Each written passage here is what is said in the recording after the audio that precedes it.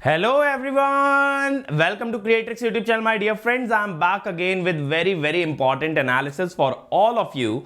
That is what you can expect in GATE 2023 from IIT Kanpur.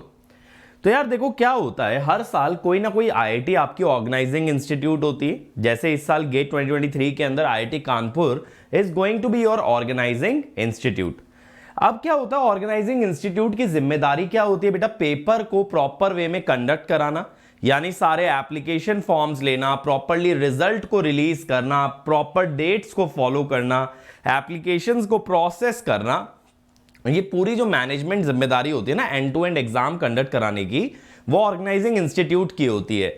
अब वो अलग बात है, ऑर्गेनाइजिंग इंस्टीट्यूट यानी कि आईआईटीज जो हैं आपकी, they have contract with TCS. ये टीसीएस के साथ कोलैबोरेशन में करते हैं, बट फिर भी जो जवाबदारी होती है बेटा वो आपकी ऑर्गेनाइजिंग इंस्टीट्यूट की होती है. अब बहुत बार बच्चे सोचते हैं कि सर क्या एक्चुअली जो ऑर्गेनाइजिंग इंस्टीट्यूट होता है वो पेपर सेट करता है? नहीं बेटा, ऑर्गेनाइजिंग इंस्टीट्यूट स्टैंड अलोन कभी भी पेपर सेट नहीं कर सकता. बात को समझेंगे. क्या होता है, किसी भी आईआईटी के अंदर बेटा हर सब्जेक्ट के इतने सारे एक्सपर्ट्स नहीं होते हैं कि वो अकेले पेपर सेटअप कर ले. क्या होता है, जैसे मान लो अगर मुझे पेपर में पावर इलेक्ट्रॉनिक्स के क्वेश्चन डालने, तो मैं पावर इलेक्ट्रॉनिक्स के अलग अलग आईआईटी से ना 3 या 4 प्रोफेसर्स का सेट बनाऊंगा and they will sit together, they will submit there questions, जिनमें से कि अच्छे क्वेश्चन, बेस्ट क्वेश्चन सिलेक्ट होकर के आपके पेपर में आते हैं. और मजे की बात बेटा ये होती है, जो प्रोफेसर्स होते हैं, जो आपका एग्जाम जब क्रिएट होता है, पता है इनके पास पूरी इंफॉर्मेशन होती है, पूरा स्टडी मटेरियल होता है अलग अलग इंस्टीट्यूट्स का भी. तो they have every possible question that can be asked from that subject, और फिर ये वहां से कुछ नया क्रिएट करते हैं, कुछ डिफरेंट क्रिएट करते हैं. एज इट इज किसी बुक से सीधे सीधे उठा के क्वेश्चन दे दें, ऐसा बहुत ही ज्यादा रेयर होता है. तो they will create something new out of it. तो फिर ऑर्गेनाइजिंग इंस्टीट्यूट का हम एनालिसिस क्यों करते हैं? क्योंकि बेटा हमने क्या देखा है प्रीवियस ईयर्स में कि जब जब ऑर्गेनाइजिंग इंस्टीट्यूट रिपीट हुआ है तो पेपर के पैटर्न में रिपीटेशन आया. Pattern in terms of weightages, in terms of idea कि कैसा पेपर सेट करना है. ऐसा नहीं कि क्वेश्चन रिपीट हुए हैं. ऐसा नहीं होगा कि एग्जैक्टली पावर इलेक्ट्रॉनिक्स में कोई क्वेश्चन आया था जो कि इस साल आ जाएगा because the same institute is creating it. लेकिन हाँ, ऐसा हो सकता है कि पहले अगर पावर इलेक्ट्रॉनिक्स टफ आया था तो इस बार भी टफ आ जाए. तो मैं ये मानता हूं कि जो ऑर्गेनाइजिंग इंस्टीट्यूट होता है ना, that will always give certain guidelines as to what kind of a paper has to be created, जिस गाइडलाइंस के आधार पे सारी आईआईटी, सारे प्रोफेसर्स मिल करके पेपर को क्रिएट करते हैं. क्योंकि देखो यार, पेपर में जब भी क्वेश्चन डलते हैं ना, तो ऐसे रैंडमली नहीं डल सकते कि यार इधर से 4 ले लिए, उधर से 5 ले लिए. ऐसे रैंडम अगर पेपर बनाएंगे तो जो वेटेजेस हैं या फिर जो पेपर का पैटर्न है वो मेजर शिफ्ट ले जाएगा एवरी ईयर. तो इन लोगों को कुछ एक तरह से स्टैंडर्ड मेंटेन करना होता है कि यार कितने नंबर का कौन सा सब्जेक्ट आना चाहिए, इस सब्जेक्ट का लेवल क्या होना चाहिए, इस सब्जेक्ट में कौन से टॉपिक से ज्यादा क्वेश्चन आने चाहिए. ऐसी चीजें जनरली रहती हैं. बट हाँ, क्वेश्चन जो फ्रेम किया जाता है that is done by professors from all the IITs. ये बात को ध्यान रखेंगे.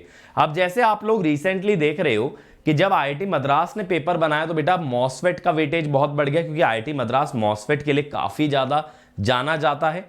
और फिर आगे आगे क्या ट्रेंड फॉलो हो रहा है कि जितने भी आईआईटीज के प्रोफेसर मिलके एनालॉग का पेपर सेट कर रहे हैं, now they are focused on MOSFET, क्योंकि MOSFET is a more latest technology than BJT. तो वहां पे आपका मॉसफेट का वेटेज बढ़ने लग गया.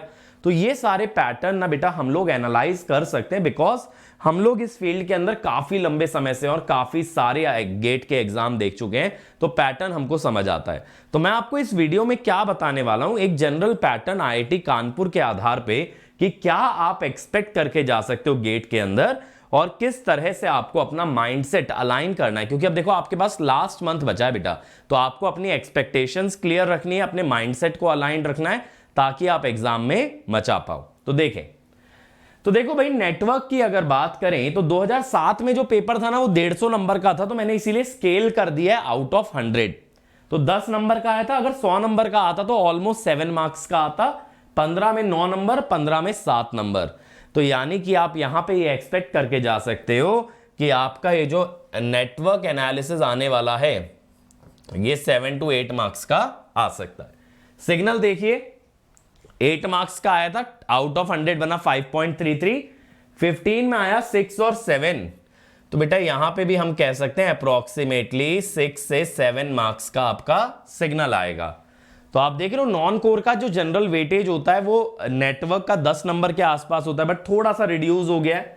कंट्रोल सिस्टम देखिए 17 नंबर का आया था 2007 में, अगर इसको 100 में भी लेके आऊं तो भी 11 नंबर का बन रहा है, 15 में 10 नंबर और 8 नंबर। तो आप कंट्रोल का वेटेज ये एक्सपेक्ट कर सकते हो कि ये नेटवर्क से ज्यादा रहने वाला है बेटा। और कंट्रोल आप लोग जानते हो बहुत अच्छे से कि एक अच्छा स्कोरिंग सब्जेक्ट है। इस पे मैं भी आपको कंट्रोल का पूरा कोर्स 2 बार करा चुका हूं, इंग्लिश हिंदी दोनों में। आदित्य सर करा चुके हैं रैपिड कोर्स कंट्रोल का। तो आप कंट्रोल को अपना एक स्कोरिंग सब्जेक्ट बना के चल सकते हो।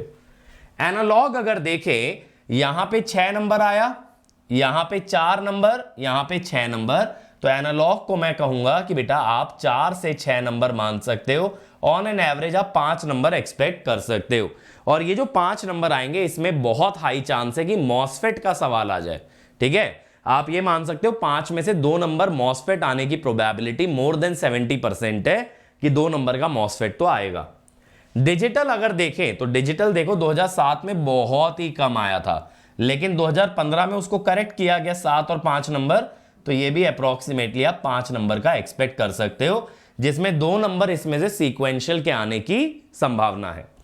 EMFT अगर देखें 4 नंबर आउट ऑफ 100 जब हमने किया और 15 में 5 नंबर। तो बेटा ये तो कई सालों से ना कंसिस्टेंट चलते आ रहा है 5 नंबर पे।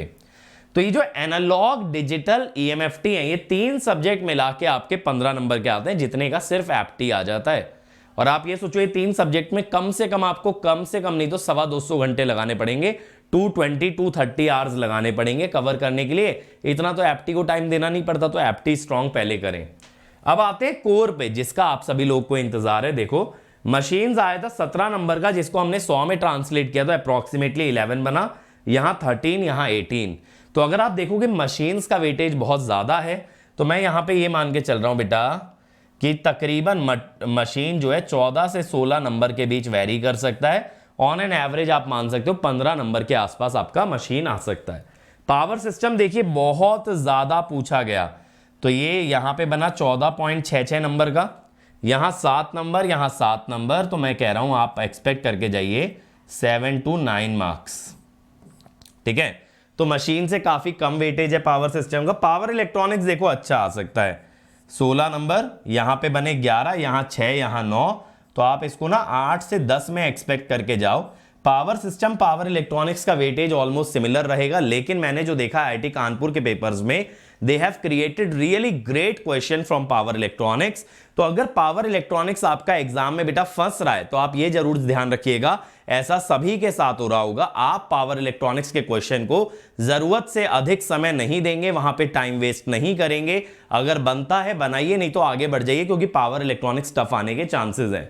मेजरमेंट देखिए 2 नंबर, 4 नंबर, 5 नंबर। तो मैं यहां से ये कह सकता हूं कि इस बार जो है मेजरमेंट आप 3 से 4 नंबर का एक्सपेक्ट कर सकते हो, क्योंकि IIT कानपुर के पेपर्स में जनरल ट्रेंड रहा है कि they are more focused on the core subject. तो अगर ये कोर सब्जेक्ट पे फोकस रहते हैं ना, अगर मैं ऐसे जोड़ूं 15, 8, 23 और 9, 32 और 4 नंबर मान लो 36, तो यहां पे 35 मार्क्स का आपका कोर हो सकता है। आउट ऑफ कितना? आउट ऑफ मैं कहूंगा 72, क्योंकि देखो 13 नंबर का मैथ्स आएगा, वो तो फिक्स है, इसीलिए मैंने दिखाया नहीं। वो तो IIT ने गाइडलाइंस में लिख दिया कि 13 मार्क्स का मैथ्स आता है और 15 मार्क्स का एप्टीट्यूड। तो ये जो बाकी का वेटेज है ये मैं 72 मार्क्स के लिए बनाया हूं। तो 72 मार्क्स में आप ये एक्सपेक्ट करके जा सकते हो गेट एग्जाम के अंदर कि 35 मार्क्स यानी टेक्निकल का 50% आपका इंजीनियरिंग, इलेक्ट्रिकल इंजीनियरिंग का कोर कंट्रीब्यूट करने वाला है। तो बेटा कोर काफी ज्यादा आपके लिए इंपॉर्टेंट होने वाला है। ठीक है, अब ये चीज ना आपको एज अ फियर नहीं लेना है कि सर कोर आएगा हमारे तो मार्क्स नहीं आएंगे, हम कैसे अच्छा कर पाएंगे, बल्कि आपको एज अ पॉजिटिव लेना है। आप लोग के साथ बेटा मैंने कोर पे बहुत ज्यादा काम किया है। कोर आपका एडवांटेज होने वाला है एग्जाम के अंदर। It is not going to be your disadvantage, rather than that you are going to do well in the GATE exam because you guys are very very good at core। But sir फिर भी डर लग रहा है, core तो tough लगता ही है। तो अब इसके लिए क्या किया जाए? इसके लिए मैं सरप्राइज दूंगा जस्ट 1 या 1.5 मिनट बाद। तो सरप्राइज रिवील करने से पहले मैं आपको बता दूं बेटा कि अभी कोई भी बच्चा अगर अनअकैडमी ज्वाइन करना चाहता है तो they have an offer of 23% of. तो अभी अगर आप अंकित ESE कोड लगा रहे हो ना, तो अनअकैडमी आपको 23% का डिस्काउंट दे रहा है। तो इससे क्या है कि आप गेट 24-25 की तैयारी मेरे साथ स्टार्ट कर सकते हो, क्योंकि बेटा आप लोग एक चीज जानते हो, अंकित सर का मतलब है कि अंकित सर आखिरी सांस तक आप लोगों के साथ खड़े रहेंगे, आप लोगों के साथ लड़ते रहेंगे।